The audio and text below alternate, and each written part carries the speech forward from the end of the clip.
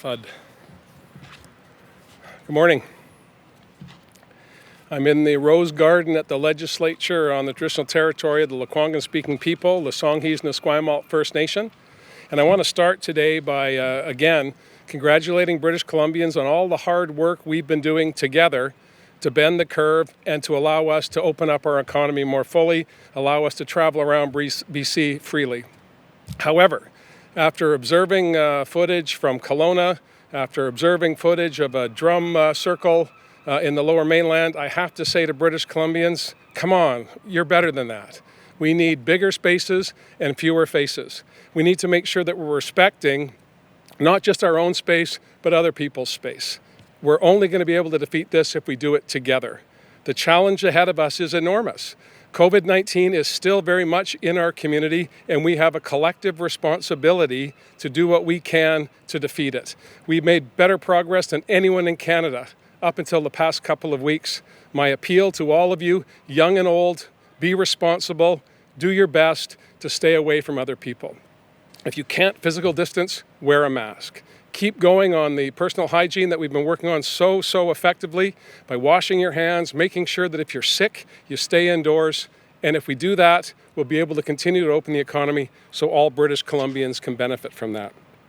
I want to touch on a couple of issues that we've been working on over the past week, and then I'll be happy to take questions. Firstly, I want to talk about the rapid response from the federal government on my appeal to do something about not just our land border, not just our airports, but also our marine highways connecting British Columbia with Washington State. I have zero problem with boaters staying in the water off the shores of British Columbia, but if you're going to dock in British Columbia, if you're not an essential traveler, you're not allowed to do that. The federal government's responded with hefty fines for Americans who do come into Canadian waters without identifying the appropriate authorities, and those fines are severe, and I'm grateful that the federal government responded so quickly to my appeal. I also want to touch on the progress we've been making with childcare. The minister responsible had a press conference yesterday. What we've learned from the pandemic is childcare is not a social program. It's an economic imperative to ensure that we have everyone fully participating in the economy. Women, men, families need to have confidence that their children are being cared for. British Columbia had been making great progress before the pandemic, and I think it's time for us to double down now to make sure we're increasing more spaces, training more early childhood educators so that we can have a robust, accessible, quality, affordable childcare system here in British Columbia. Again, another issue where the federal government has recognized that they have a good outcome when they work with provinces that are prepared to invest in issues that make a difference in people's lives. Childcare is the best thing we can do for young families to make sure that they can fully participate in the economy. I want to talk about the $1 billion that has been added to our recovery plan by Minister James. That money is going to be cost shared with the federal government on important services provided by municipalities, whether it be rec centers, libraries, whatever the shortfall in revenues have been to municipalities. The province and the federal government are going to work together to fill those gaps to provide services for people. The biggest part of that, of course, is public transit. Whether it be BC Transit or TransLink, we've had a significant drop-off in ridership. We know it's critical to our success on climate action that we get more people out of single occupancy vehicles and into public transit. We need to make sure that that's affordable for people. We need to make sure it's affordable for municipalities as well. So we're going to cost share 50-50 with the federal government to meet those challenges, and that's why we've allocated another $1 billion to the Restart Plan. Lastly, I want to say thank you to the thousands of people who participated in our survey about recovery, whether through the online mechanism or through town hall meetings over the past number of weeks. We've had a very positive response with a lot of good ideas. Cabinet and government have been working on all of the information that we've been getting from sectoral leaders, from individual businesses, from regular people across British Columbia to put in place a dynamic plan that meets the needs of British Columbians right now and into the fall. These are challenging times, ladies and gentlemen. This is not something that we've ever contemplated before. It's 100 years since the last pandemic. There was no guidebook in my desk when I arrived. But what I've seen over the past number of months is British Columbians coming together to defeat this virus. We've seen better outcomes than any other jurisdiction in Canada. Just this week, we've seen an increase in our daily caseloads. Dr. Henry's talked about that and talked about her concerns. She shared those concerns with me, and I realized that we need to be going in the other direction, but I think it's also important that we compare ourselves to our neighbors. The average caseload over the past week in British Columbia has been 30 every day. In Washington State, the average has been 829 new cases every day. In Alberta, 116 new cases every day. Those are trends that are not good for our neighbors, and they're not good for British Columbians. We need to look around us so that we can modify our behavior to protect our loved ones, to make sure that we can continue to reopen the economy safely as we go from phase 3 into phase 4 in the weeks or potentially months ahead. These are important issues. I know all British Columbians are focused on them. I'm happy to take any questions you might have. A reminder to reporters on the line, please press *1 to enter the queue. If you've already press it again just to make sure I see your name. Our first question will be from Vaughn Palmer. Good morning, Premier. Thank you for taking my question. The showing of that video of the drum ceremony at Third Beach occasioned a round of buck passing from a lot of authorities saying they were concerned but didn't see that they could do anything about it. Does the province have any ability to do anything about such events if they continue, and will the province do something? Well, thanks for the question, Vaughn, and certainly there are tools at our disposal, but where we've had success over the past number of months is appealing to British Columbians to do the right thing. Other jurisdictions, as you know, put in place fines early on. That's not the approach that we took. We believe that particularly when it comes to outdoor activities, whether it be the protests around Black Lives Matter, which are very important for British Columbians to participate in, there was no value in us saying anything other than keep your distance, do your best to wear a mask, and behave responsibly. And that message has been our beginning and middle and end to this point in time. And I say to the drummers, there's lots of coastline in British Columbia. There's lots of places for you to gather in smaller groups to indulge your musical creativity or do anything else you may want to do, but do it responsibly. That's the approach we've taken, Vaughn, and that's the approach we'll continue to take going forward. Vaughn, do you have a follow-up? Yes, please.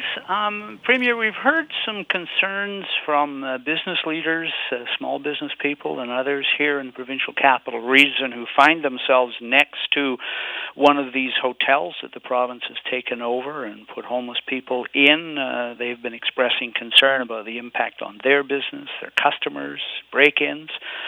Mention the Dodd family just because they're so prominent here in the capital. Do you have any sympathy for them, and do you think they're entitled to any sort of redress or compensation from the province? Certainly, I am very sympathetic to the concerns of British Columbians when they feel that their rights have been intruded upon by decisions that governments have made, whether they be municipal, federal, or provincial. The challenge is always to try and find that balance between respecting the rights of individuals and taking care of collective issues that all of us have a responsibility to deal with. The homelessness crisis in British Columbia, not just in Victoria, not just in Vancouver, but indeed across BC, is stark, and we need to take action. I'm very proud of the work that we've been able to do to house thousands of people over the past number of years, and the numbers continue to grow of people who need housing. The pandemic has not been our friend in this regard. Facilities that used to be able to house people overnight are no longer suitable because of physical distance requirements, which has seen a proliferation of encampments. We're working as hard as we can to respect the rights and the needs of people in communities. We're also working with local government. We're working with the federal government to try and find solutions to these vexing problems. But there's no magic solution, or we would have already tried it. Do I absolutely have sympathy for the Dodds and others who are pillars in the community? Of course I do. But they, among all of the people that I know, understand that only working together are we going to be able to solve these issues. Our next question is from Tanya Fletcher. Hi, Premier. The situation in Kelowna stems from people traveling there from other places in many cases. Is there a contemplation of backing off of your travel, BC messaging that was launched with this latest phase? And I guess overall, how concerned are you about people saying that maybe we opened too quickly or too early? I don't believe we opened too quickly. Our numbers, our daily case counts when we moved to phase 3 were very low, some days single digit. Again, the envy of Canada in that regard. Dr. Henry's work with local officials, her work with federal health authorities has also been very helpful to us. We said from the beginning that mobility rights in Canada were fundamental, and if people wanted to come to British Columbia, they're welcome, but they needed to do, from other parts of Canada, but they needed to do so mindful that they were coming to someone else's neighborhood, someone else's community, and they should behave as they would expect others to behave when they came to their neighborhood and to their community. So I don't believe we started too soon. I think our timing was about right. We did anticipate an increase in caseload because there's an increase in interactions with people, but that doesn't mean that you can be reckless. And some of the images I've seen in Kelowna, and look, it took me back to my youth.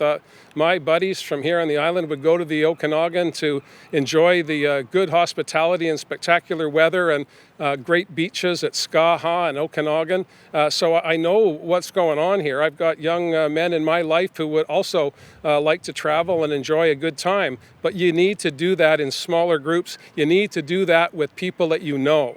It's not the time to make new friends. It's the time to reinforce the relationships you do have. And again, it's not forever, it's just for now. But we cannot go back to just regular interactions randomly. We need to be able to trace and contact those that we've come into contact with. And that just doesn't happen when you're having massive parties on the beach or massive drumming events. This is not the right way to go, and I'm appealing to British Columbians to use their good sense and don't get together in large groups with people you don't know. That's a recipe for your personal disaster that could then spread to your family, to your loved ones, to your grandparents.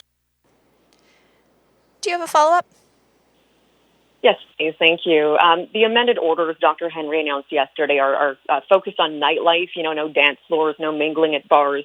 But given that a lot of the recent spread, may have started with private parties in hotels or resorts or social gatherings at venues that can be rented out, even houseboats, should there be more of a focus on restrictions specific to those areas? And I guess how tricky is that logistically when we're talking about tourism?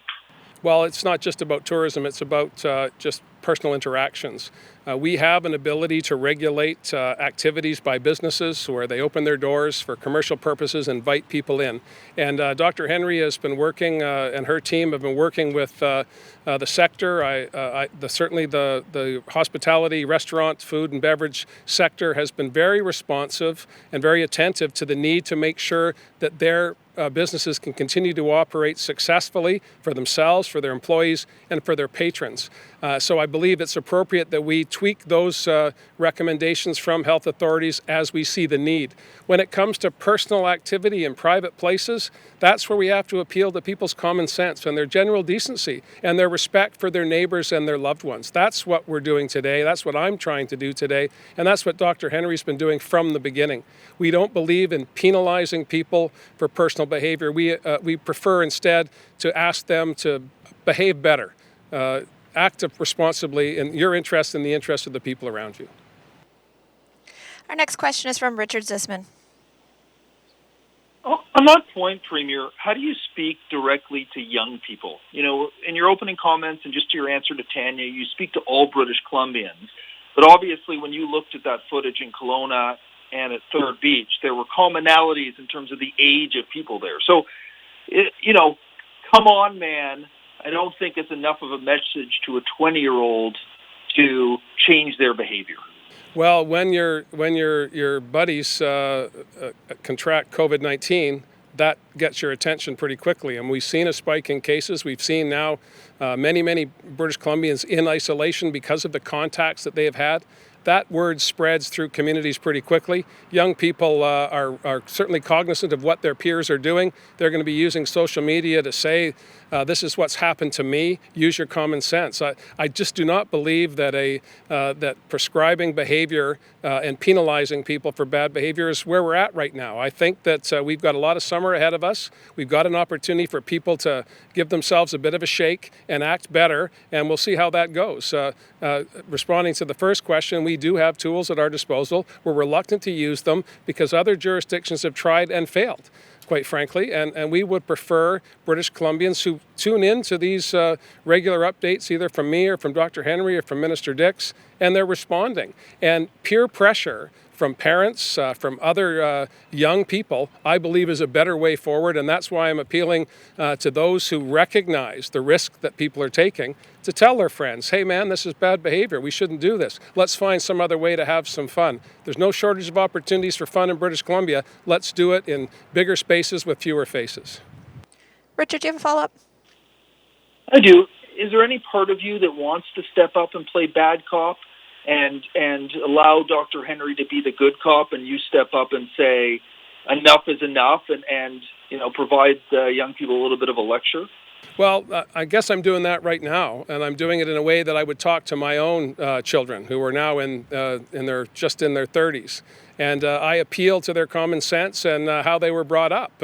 Respect other people. This is what it's really all about at the end of the day.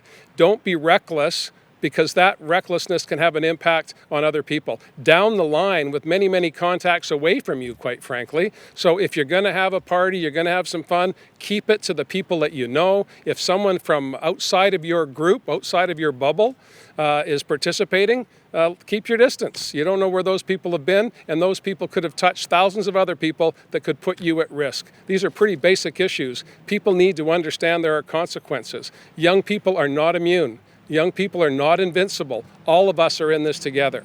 Adults, children, and youth, and we all need to act responsibly. Our next question is from Binder Sajan.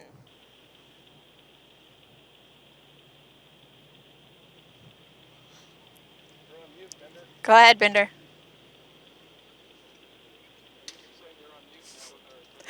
Okay, well, we're going to move to Lisa Yuzda.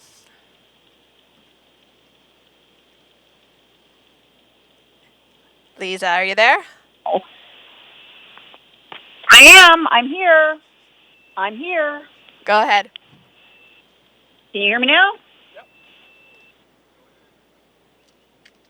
Premier, you said you don't believe it's time to penalize now, but I'm wondering, when is it? Like, when does we'll see how it goes approach stop? Well, as I said, comparatively, 30 cases on average a day over the past week versus 800 some in Washington State and 115, 120 in Alberta tells me that we are in a pretty good space. We did anticipate an increase in cases because of the increase in interactions. And quite frankly, we're going to keep the numbers probably around this level, and Dr. Henry is better able to advise you on when is the right time. The relationship we have with public health officials here is that the cabinet makes decisions based on advice and information that we get from public health. When Dr. Henry believes we're at that point, she'll give that advice. We'll deliberate it over and make a decision. Right now, I'm with her and she's with me. We believe that we can appeal to people to act better because we've done so well to this point in time. Let's not throw all that away, not just for ourselves, not just for our families, but for the whole province. Do you have a follow-up, Lisa? I do. So I'm hearing, I think it's fair to say that you're concerned. So looking at the next, month and a bit of warm weather, what are your biggest worries over this next period of time before we sort of get back to business as the new normal come the fall? Well, we are in the middle of July. People are, many British Columbians are enjoying provincial campsites. They're visiting communities that they haven't been to in a while or maybe have never been to at all without incident. The issues and events in Kelowna have certainly seen a spike in cases and a spike in concern from public health officials. We've been working with the Mayor of Kelowna and people on the ground in Kelowna to get that message out. Operators of resorts have to act responsibly as well. That is an area where we do have regulatory abilities, and we have done that. Dr. Henry has increased some of the restrictions with respect to nightclubs and so on. So we'll keep monitoring it and taking the steps that we believe are in the best interest of British Columbians. But at this point, it's steady as she goes. Again, appealing to British Columbians to act responsibly, use your common sense. If you can't physical distance, wear a mask. And for goodness sakes, if you're sick, do not go out. Do not go to work. Our next question is from Amy Smart. Hi, Premier. Yesterday, Rob Fleming suggested that there would be a full return to classes. I'm wondering, with these numbers increasing, how are you going to give parents the certainty they need to plan while protecting their children? Well, it's a very good question, and again, I'm grateful for it because there was an appeal in the legislature from opposition members last week demanding to know today what's going to happen in September. And I think most reasonable people know that Minister Fleming and all of the stakeholders in the K-12 system, teachers, administrators, trustees, parents, are working as hard as they can to make sure that everyone's safe. That's my overwhelming preoccupation. My plan is to make sure that we get it right, not that we get it done by a certain time. Minister Fleming gave some initial preliminary comments yesterday. He's still working with officials. We'll have more to say as the month winds down, but we're going to be monitoring this right up until September, and I think most parents understand that. They should plan to assume that we're going to be going back to school, but they should have a secondary plan. I think that's reasonable to ask parents to be patient, and I know that the vast majority want us to get it right. They don't want us to get it done right now. Do you have a follow-up, Amy? Also, with the $1 billion in funding announced yesterday, I'm wondering if you can clarify where that will come from and whether that affects the $12.5 billion estimated deficit. Minister James has attached that to her budget estimates. They'll be debated in the legislature, I believe, next week or the week after. And that'll be where the transparency of where the resources will come from and where they will go. But we worked very hard with the federal government on their restart plan. We put our priorities on the table. We were able to come away with a federally funded paid sick leave program, which is going to be so critically important to us come the fall when the flu season is upon us. Colds are going to be around, and of course COVID will still be here. That was an enormous win for Canadians, and I'm grateful the federal government recognized that. On the transit issues, we started with a small fund that was going to be shared by the major transit using provinces, Ontario, Quebec, and British Columbia, and Alberta. And the federal government recognized that Ontario alone needed twice as much as was on the table because of the size of their population and the sophistication of their public transit systems. So that is now open-ended, and we're going to match dollar for dollar to make sure that we can keep the system going without putting more burden on local users or local governments. The next question is from Tom Fletcher. Hi, Premier. I'm hearing these days that Plan A for the fall is for some tightening of restrictions as school resumes and people are spending a lot more time indoors. Is that something that people should be prepared for? Oh, absolutely. People should be thinking about what the future holds for them as individuals and as communities. Our plan is to continue to monitor and ask people to behave appropriately, keep in small groups wherever possible. When we move into the fall and the weather starts to turn less seasonal, I guess, to what we have today, we're going to have new and different ways of approaching the challenges in the workplace, in communities, and within families. But it's premature, I think, for us to talk about that now, but people should be thinking about it for sure. Follow-up. Mask restrictions, is that something we haven't seen too much of? Does that move up the priority list in the fall? Well, I believe that people are responding when they're in smaller groups. They're wearing masks. I think certainly when you're traveling on public transit, it's a really good idea to do that. If you can't physical distance, it's the appropriate way to go, not necessarily to protect yourself from others, but protect them from you. That's the overwhelming science on the question. Dr. Henry has been given direction and guidance on that, and I'll adhere to that until she changes her course. But for me, it's all about how big is the space I'm in and how many people are around me. And if it's not enough space, I'll put on my mask. If it is, I'm going without it when I'm outdoors. And when I'm indoors, that changes as well. Next question is from Rob Shaw. Oh, hi, Premier. You've been trying to convince Ottawa now for months to provide some federal financial aid for BC ferries. You get a bunch of money put on the table last week. Ferries isn't included. What's going on there? What are you going to do about it? And how much longer can you wait if you're going to be providing assistance to the other transit systems in BC before you have to find provincial money for BC ferries so they don't face the same fare and route difficulties? Yeah.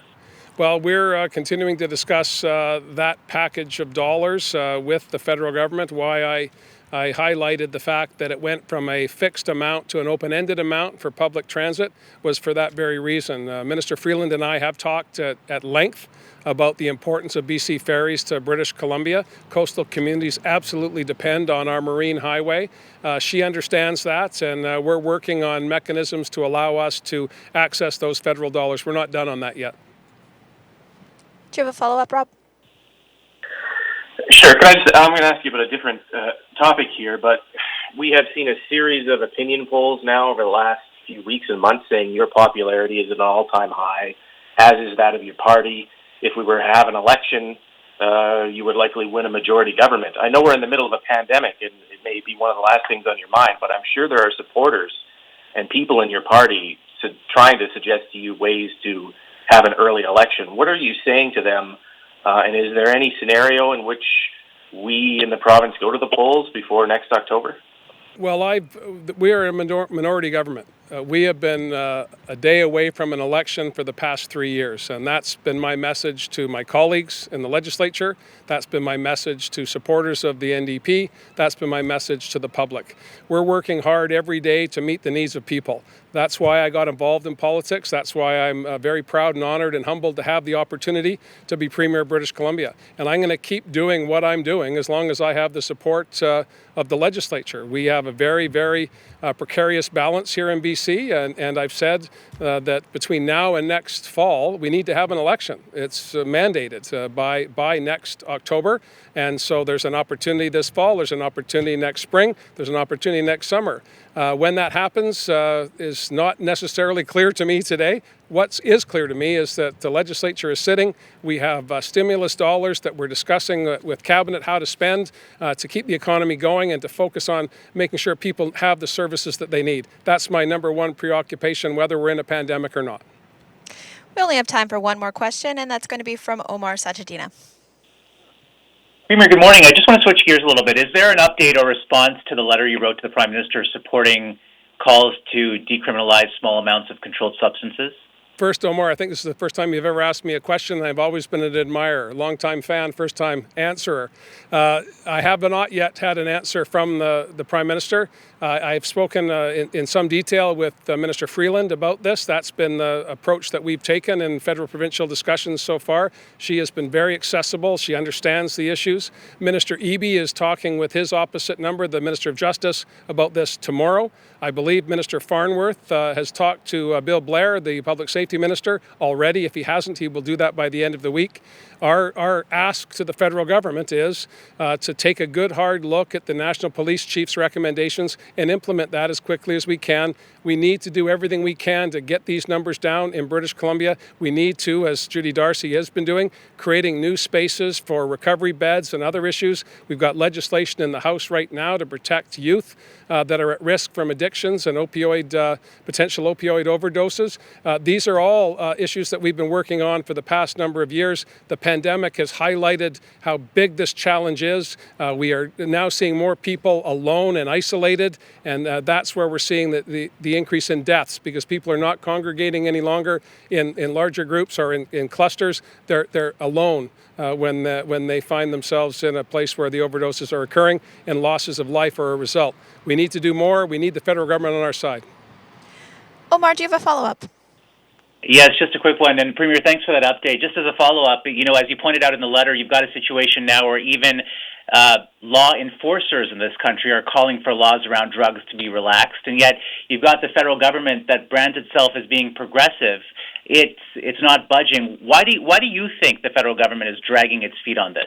Well, I think that we're going to see some progress here. That's my hope. I get that indication from Minister Freeland. She takes back, not just with British Columbia, but premiers across the country. We've had 20 consecutive weeks. I think this is the first week we haven't had a meeting slated between premiers and the federal government because of the success we had with the restart announcement last week.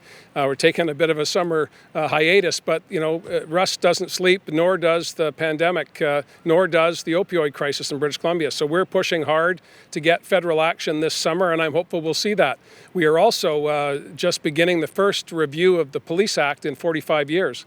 A nonpartisan or all-party committee of the legislature is going to be looking at modernizing policing. The police unions are very happy about that. Leadership is very happy about that. We've been asking law enforcement to do more than they can. We need to make sure that we're putting resources into the issues that we need to, and addressing the mental health and addictions is something that we started on by establishing the first standalone ministry 3 years ago, and now we need again to continue working with the federal government so that all orders of government are focused on this challenge. Thank you, everyone. That's all the time we have.